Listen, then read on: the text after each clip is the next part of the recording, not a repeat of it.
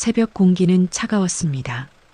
거리에는 아직 불이 켜지지 않은 상점들이 줄지어 있었지요. 가로등 불빛 아래 낡은 은색 택시 한 대가 서 있었습니다. 운전석에 앉은 이는 박노인, 75살의 택시기사였습니다. 그의 손에는 오래된 가죽 장갑이 끼워져 있었고 핸들 위에는 세월의 흔적이 깊게 남아 있었습니다. 시동을 거는 순간 엔진의 떨림이 손끝으로 전해졌습니다. 그는 천천히 한숨을 내쉬었습니다. 오늘도 무사히 다녀오겠습니다. 그의 목소리에는 기도처럼 묵직한 진심이 담겨 있었습니다. 박노인은 매일 새벽 4시에 나와 택시를 몰았습니다. 고단했지만 멈출 수 없었습니다. 그에게 쉬는 날은 사치였습니다. 그는 가족을 떠올리며 미소를 지었습니다. 엔진이 도로 위를 미끄러지듯 달렸습니다. 박노인은 젊은 시절 트럭 운전기사로 전국을 돌았습니다. 비 오는 날, 눈 오는 날, 쉼 없이 달렸습니다. 그는 언제나 가족이 기다린다. 는 마음 하나로 버텼습니다. 가난했지만 집안에는 늘 웃음이 있었습니다. 아내 영수는 시장에서 반찬 가게를 했습니다. 힘든 내색 한 번 하지 않는 다정한 사람이었습니다. 도윤은 그런 부모 밑에서 자랐습니다. 어릴 때부터 공부를 좋아했고 성실했습니다. 박노인은 늘 아들의 머리를 쓰다듬으며 말했지요. 너는 공부만 하거라. 나머지는 아버지가 다 알아서 할 테니.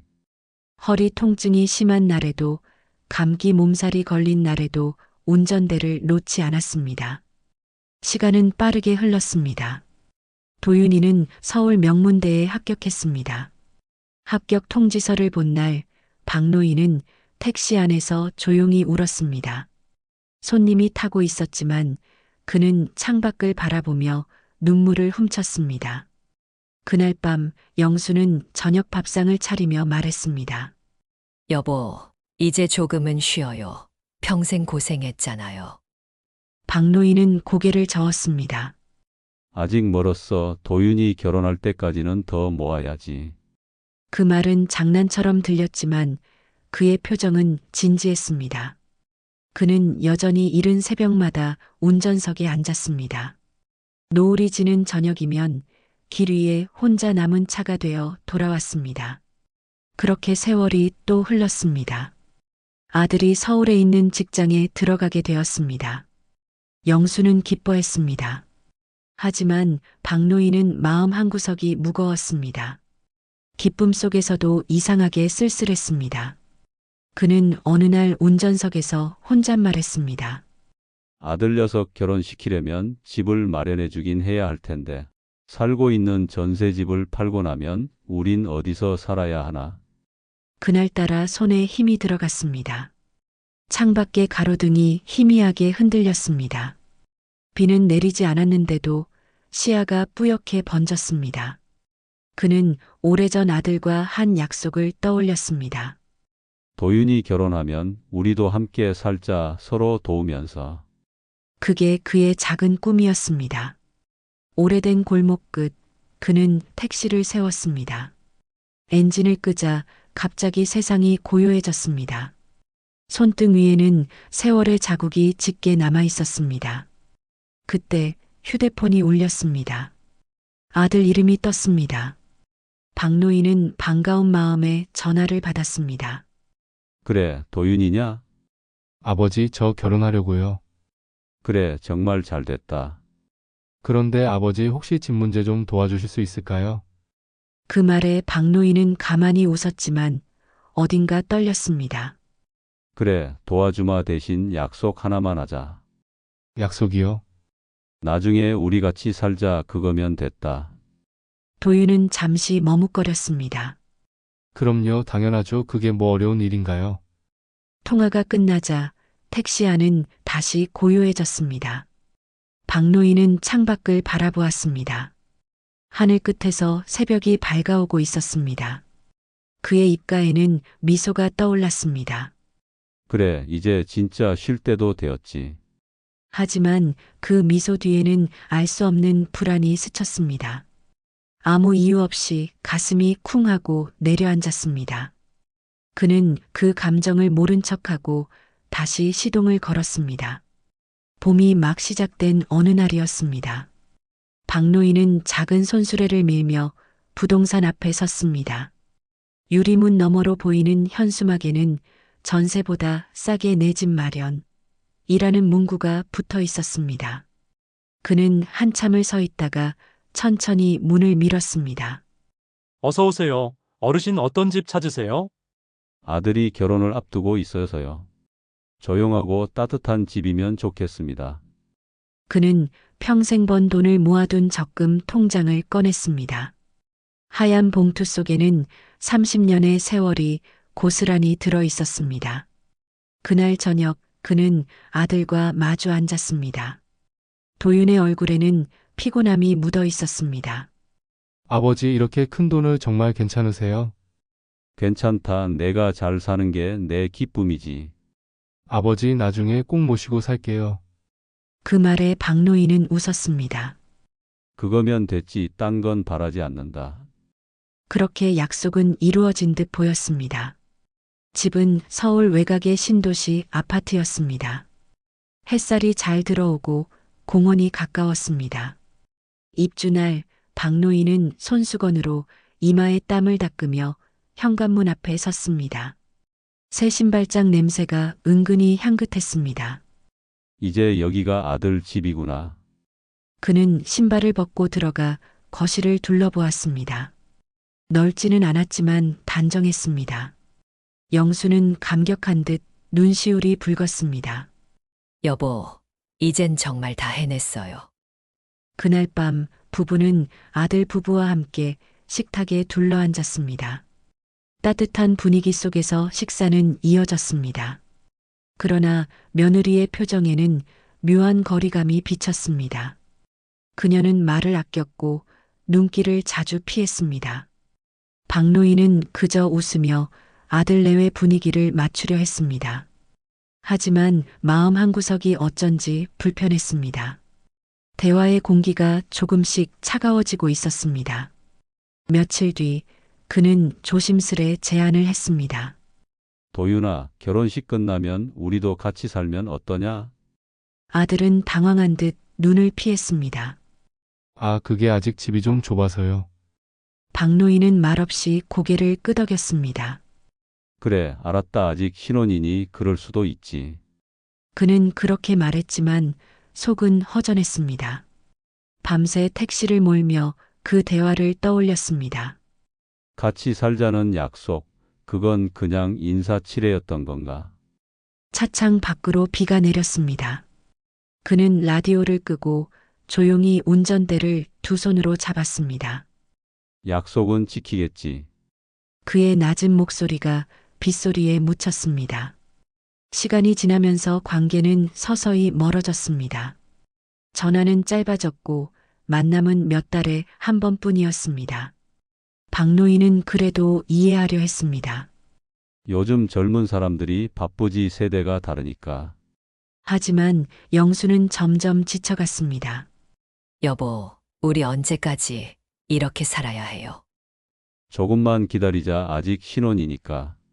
신혼도 한참 지났어요. 그녀의 목소리는 떨렸습니다. 박노인은 말없이 부엌 창문 밖을 바라봤습니다. 몇 달 뒤 아들 부부가 내려왔습니다. 그는 모처럼 활짝 웃었습니다. 왔냐? 하지만 며느리는 식탁 앞에 앉자마자 말을 꺼냈습니다. 아버님, 요즘 어머니 건강도 안 좋으신데 혹시 서울로 올라오실 생각은 없으세요? 서울로? 네, 저희 집 근처로 오시면 편하실 것 같아서요. 그 말은 배려처럼 들렸습니다. 하지만 이어진 말이 문제였습니다. 저희 집에서 같이 사시기는 좀 어려울 것 같고 근처 원룸 같은데 알아보시면. 순간 공기가 식었습니다. 그날 밤 박노인은 오래도록 잠을 이루지 못했습니다. 영수는 누운 채로 조용히 울었습니다. 그는 아내의 어깨를 다독이며 낮은 목소리로 말했습니다. 괜찮아. 도윤이가 진짜 그렇게 생각했을 리 없어. 하지만 그 말은 자신에게 하는 위로에 가까웠습니다. 며칠 뒤 그는 혼자 부동산을 찾아갔습니다. 등기부 등본을 받아든 순간 손이 멈췄습니다. 소유자 박도윤. 자신의 이름은 어디에도 없었습니다. 그는 서류를 바라보다가 천천히 입을 다물었습니다. 여지껏 난 무엇을 위해 살았지? 그날 저녁 택시 안에서 그는 거울을 바라보았습니다. 주름진 얼굴 위로 붉은 가로등 불빛이 스쳤습니다. 그는 무겁게 한숨을 내쉬었습니다. 이제라도 바로 잡아야겠어. 그의 목소리는 차분했지만 단단했습니다. 눈빛에는 오랜 인내 끝에 결심이 서려 있었습니다. 그렇게 박노인은 다시 운전대를 잡았습니다. 가을이 깊어가고 있었습니다. 박노인은 창밖으로 낙엽이 흩날리는 걸 한참 바라봤습니다. 바람이 불 때마다 낙엽은 이리저리 떠돌았습니다. 그는 자신도 그렇게 흔들리는 것 같다고 느꼈습니다. 며느리 혜진은 점점 냉정해졌습니다. 전화는 형식적이었고 방문은 사라졌습니다. 아들 역시 일 때문에 바쁘다며 거의 오지 않았습니다. 그의 집에는 이제 아내의 기침 소리만 남아 있었습니다. 밤마다 그녀는 소파에 앉아 조용히 숨을 골랐습니다. 택시 수입은 줄었고 약값과 생활비는 늘었습니다. 그러나 그는 자존심 때문에 아들에게 도움을 청하지 않았습니다. 이 나이에 손 벌리는 건 부끄러운 일이지. 어느 날 오후 등기 서류를 다시 확인하던 그는 한 가지 사실을 깨달았습니다. 집을 살 때 부양 조건부 증여 계약이 있었지만 법적 효력이 불완전했습니다. 부동산 직원의 말이 떠올랐습니다. 어르신, 가족 간엔 그런 문서 잘 안 쓰죠. 그냥 믿으세요. 그때는 아무 의심이 없었습니다. 내 아들이니까. 그 단순한 믿음이 지금은 가장 큰 상처로 남았습니다. 그는 법무사를 찾아갔습니다. 이 계약서 효력이 있겠습니까? 법무사는 안경 너머로 서류를 살펴보더니 고개를 저었습니다. 안타깝지만 증여 의사만 명확하게 남아있고 부양 조건은 구속력이 약합니다. 그럼 이 계약서는 아무 의미가 없단 말입니까? 법적으로는 그렇습니다. 다만 부양 의무 불이행이 반복되면 소송 가능성은 있습니다.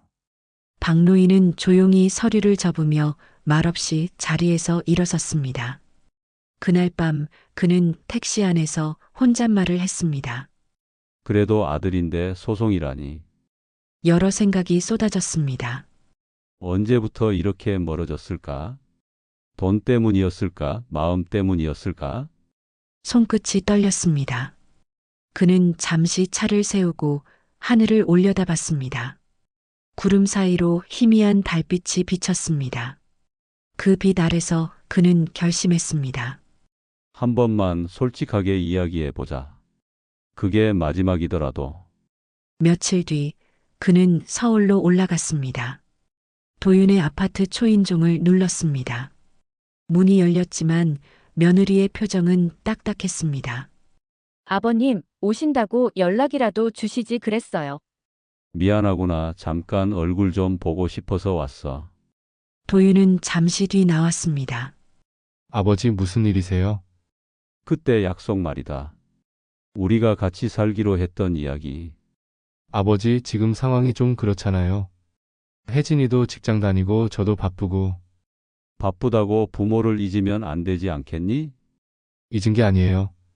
그냥 현실적으로 힘들어요. 잠시 침묵이 흘렀습니다. 박노인은 아들의 눈을 똑바로 바라봤습니다. 그럼 내가 준 그 집 내가 책임진다고 했지. 그 약속은 아직 유효하냐? 도윤은 말없이 숨을 내쉬었습니다. 아버지 왜 그렇게 말씀하세요? 저희가 나쁜 짓이라도 한 건가요? 나쁜 짓이라기보다 마음이 멀어졌다는 게 슬프지. 그의 말끝이 떨렸습니다. 도윤은 시선을 돌렸습니다. 아버지 죄송하지만 우리도 생활이 빠듯해요. 당분간은 도와드리기 어려워요. 박노인은 말없이 고개를 끄덕였습니다. 그는 자리에서 천천히 일어났습니다. 신발을 신는 손이 미세하게 떨렸습니다. 그래, 그럼 몸 건강히 지내라. 아버지, 괜찮다, 다 이해한다. 그는 그렇게 말했지만 눈빛에는 허망함이 비쳤습니다. 엘리베이터 문이 닫히는 순간 조용한 숨소리만 남았습니다. 서울역 대합실에서 그는 오랫동안 앉아 있었습니다. 옆자리에서는 젊은 부부가 아이와 함께 웃고 있었습니다. 그 모습을 보며 그는 문득 미소를 지었습니다. 나도 저럴 때가 있었지. 그때 휴대폰 벨소리가 울렸습니다. 화면에는 도윤이라는 이름이 떴습니다. 아버지 아께는 죄송했어요. 마음이 복잡해서요. 괜찮다, 다 지난 일이야. 다음 주쯤 내려가 뵐게요. 그는 짧게 대답했습니다. 그래, 건강 조심하거라. 전화를 끊은 뒤 그는 한참 동안 휴대폰을 내려다봤습니다. 그는 속으로 중얼거렸습니다. 그래도 아직 끝난 건 아니겠지. 그 말은 희망 같기도 체념 같기도 했습니다. 기차가 출발하자 창밖의 불빛이 빠르게 스쳐 지나갔습니다. 그는 눈을 감고 깊은 숨을 들이켰습니다. 세상에 변하지 않는 약속은 없었습니다. 그러나 마음에서 지워지지 않는 믿음 하나쯤은 남아 있었지요. 그 믿음이 다시 그를 움직이기 시작했습니다. 겨울이 성큼 다가오고 있었습니다. 박노인은 낙엽이 모두 떨어진 나무들을 바라보며 생각했습니다. 다 떨어져도 봄엔 다시 싹이 나지. 그 말은 스스로에게 하는 위로였습니다. 서울에서 돌아온 지 일주일. 그는 여전히 택시를 몰았습니다. 손님이 없는 시간, 그는 조용히 라디오를 들었습니다. 그 속의 사람들은 웃고 울고 살아 있었습니다. 그는 문득 깨달았습니다. 나는 아직 살아있지 포기할 이유가 없지. 그날 이후 그는 달라지려 했습니다. 먼저 연락하지 않던 아들에게 짧은 메시지를 보냈습니다. 날씨 춥다, 감기 조심해라. 답장은 바로 오지 않았습니다. 하지만 며칠 뒤 간단한 답이 도착했습니다. 네, 아버지도 건강하세요. 짧은 문장이었지만 그에게는 큰 위로였습니다. 창밖에 가로등 불빛이 길게 늘어졌습니다. 며칠 후 아내의 기침이 심해졌습니다. 박노인은 아내를 병원으로 데려갔습니다. 의사는 잠시 망설이다 조용히 말했습니다. 폐렴이 재발했습니다. 면역력이 많이 떨어졌어요. 치료하면 나을 수 있습니까? 조심하셔야 합니다. 따뜻하게 해드리세요. 그날 밤 그는 침대 옆 의자에 앉아 있었습니다. 영수는 얇은 담요를 덮고 잠들어 있었습니다. 그는 그녀의 손을 꼭 잡았습니다. 그 손은 마르고 차가웠습니다. 여보, 조금만 버텨요. 내가 다 해결할게요. 그의 목소리는 낮았지만 단단했습니다. 그는 다음날 새벽 오랜만에 일기를 썼습니다. 인생이란 참 복잡하다. 그래도 아직 늦지 않았다. 누군가를 원망하는 대신 한 번이라도 따뜻하게 손을 잡아야겠다. 며칠 뒤 예상치 못한 일이 생겼습니다. 아들이 전화를 걸어온 것입니다. 아버지, 어머니 몸 상태는 좀 어떠세요? 괜찮다. 조금 기운이 없을 뿐이야. 이번 주에 내려갈게요. 혜진이랑 같이요. 그는 잠시 말을 잃었습니다. 그래, 그래라. 전화를 끊은 뒤 한 줄기 햇살이 창문 틈으로 들어왔습니다. 그 햇살은 희미하지만 따뜻했습니다. 며칠 후 아들 부부가 도착했습니다. 멀리 오느라 고생했다. 아버지, 저희가 죄송해요. 그들의 눈빛이 잠시 마주쳤습니다. 그 눈 속에는 지난날의 거리감이 묻혀 있었습니다. 그러나 이번에는 그 틈새로 미약한 온기가 느껴졌습니다. 식탁에는 따뜻한 미역국이 올랐습니다. 영수는 힘겨운 몸으로 자리에서 일어났습니다. 우리 아들 왔네, 많이 먹어라. 혜진이 식탁 위에 반찬을 올려놓으며 조용히 말했습니다. 이거 제가 만들었어요. 어머님 좋아하실까 해서요. 그 말에 영수는 눈을 깜빡이며 웃었습니다. 그래, 고맙다. 이렇게 마음 써줬어. 박노인은 그 모습을 조용히 바라봤습니다. 한동안 들리지 않던 웃음소리가 집안을 채웠습니다. 그는 젓가락을 내려놓으며 말했습니다. 이게 바로 집이지. 같이 밥 먹고 대화하고 온기 나누고. 식사 후 도윤은 아버지를 마당으로 불렀습니다. 아버지, 지난번엔 죄송했어요. 그땐 제 생각만 했어요. 그래, 나도 너무 고집부렸지. 서로 말이 안 통했네. 집 문제도 다시 정리해 볼게요. 어머니 쾌차하시면 저희와 같이 사는 것도 생각해 보려 해요. 박노인은 잠시 고개를 숙였다가 천천히 미소 지었습니다. 그 말, 그걸로 충분하다. 나는 그저 내 마음이 듣고 싶었어. 그들은 그렇게 한동안 말없이 서 있었습니다. 하늘에는 별이 희미하게 떠 있었습니다. 찬바람이 불었지만 그 바람이 이상하게 따뜻했습니다. 그날 밤 박노인은 아내 옆에 앉아 조용히 속삭였습니다. 여보, 우리 아들이 다시 돌아왔어요. 영수는 눈을 감은 채 미소 지었습니다. 그럴 줄 알았어. 우리가 매일 그 아이를 위해 얼마나 많은 기도를 했었어. 그의 눈에 눈물이 고였습니다. 그는 창문 너머로 멀리 하늘을 바라봤습니다. 별빛 하나가 작게 반짝이고 있었습니다. 그는 손을 모아 천천히 중얼거렸습니다. 감사합니다. 아직 우리 가족에게도 희망은 있네요. 며칠 뒤 그는 택시를 몰며 생각했습니다. 사는 게 다 그런 거지. 미워도 하고 사랑도 하고 용서도 하고 뭐 다 그런 거 아니겠어? 그날 이후 그는 조금 더 천천히 달렸습니다. 길 위의 풍경이 새로워 보였고 차창 너머로 스치는 모든 얼굴이 소중하게 느껴졌습니다. 어쩌면 인생의 진짜 회복은 용서보다 다시 마음을 여는 일일지도 모릅니다. 눈이 녹고 마당에 매화가 피기 시작했습니다. 찬바람 속에서도 하얀 꽃잎이 피어나는 걸 보며 박노인은 미소를 지었습니다. 그는 손으로 매화가지를 살짝 만졌습니다. 살아있다는 건 이렇게 조용히 피어나는 일일지도 몰랐습니다. 아내는 거실 소파에 앉아 뜨개질을 했습니다. 손끝이 느리지만 표정은 한결 부드러워졌습니다. 며칠 전 아들이 법무사를 데리고 왔습니다. 집 문제를 정리하겠다는 약속을 지키려는 방문이었습니다. 긴장된 공기가 잠시 돌았지만 이번엔 분위기가 달랐습니다. 아버지, 이 집은 다시 아버지 명의로 돌려놓을게요. 도윤의 목소리는 단호했습니다. 당신도 동의했지? 그가 아내 혜진을 바라보았습니다. 네, 그래야 마음이 편할 것 같아요. 그녀는 고개를 숙이며 조심스럽게 웃었습니다. 박노인은 잠시 말을 잃었습니다.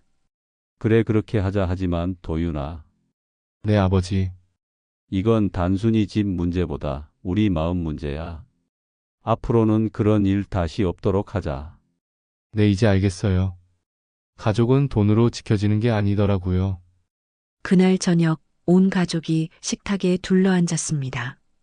밥상 위에는 영순이 직접 만든 된장찌개가 끓고 있었습니다.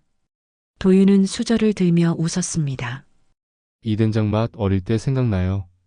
학교 갔다 오면 이 냄새가 현관까지 났잖아요. 모두 웃음이 터졌습니다. 오랜만에 들리는 웃음소리였습니다. 그 웃음은 오래된 벽지를 울리고 오래된 기억을 깨웠습니다. 식사가 끝나고 박노인은 마당으로 나왔습니다. 별이 맑았습니다. 도윤이 그 옆에 서 있었습니다. 잠시 침묵이 흐르다 도윤이 조용히 말했습니다. 아버지, 제가 이제야 조금 알 것 같아요. 아버지가 왜 그토록 가족이란 말을 자주 하셨는지. 그래, 늦게 알아도 괜찮다. 인생이란 건 결국 돌아오는 길이 더 길거든. 앞으로 자주 올게요. 어머니도 자주 뵐 거예요. 그게 제일 큰 효도지. 그는 아들의 어깨를 가볍게 두드렸습니다. 그 손길은 부드럽고 오래 참았던 그리움이 담겨 있었습니다. 며칠 후 박노인은 택시 일을 그만뒀습니다. 매일 새벽마다 마당을 쓸고 장독대에 새천을 덮었습니다. 시간이 느리게 흘렀지만 그 느림이 평화로웠습니다. 봄이 완연해진 어느 날 도윤 가족이 다시 내려왔습니다. 아이들 웃음소리가 마당을 채웠습니다. 영수는 손주에게 과자를 건네며 웃었고 박노인은 그 옆에서 미소 지었습니다. 이제 진짜 집 같지요? 영순이 속삭였습니다. 그러게 이번 봄은 유난히 따뜻하구만. 그는 하늘을 올려다봤습니다. 햇살이 부드럽게 내려앉고 매화 향이 은은히 퍼졌습니다. 밤이 되자 그는 책상 앞에 앉았습니다. 오랜만에 일기를 펼쳤습니다. 사람은 혼자 살 수 없다는 걸 다시 배웠다. 미움은 흩어지고 남는 건 결국 따뜻한 마음이다. 오늘도 감사하다. 그는 펜을 내려놓고 조용히 웃었습니다. 며칠 뒤 그는 동네 경로당에 갔습니다.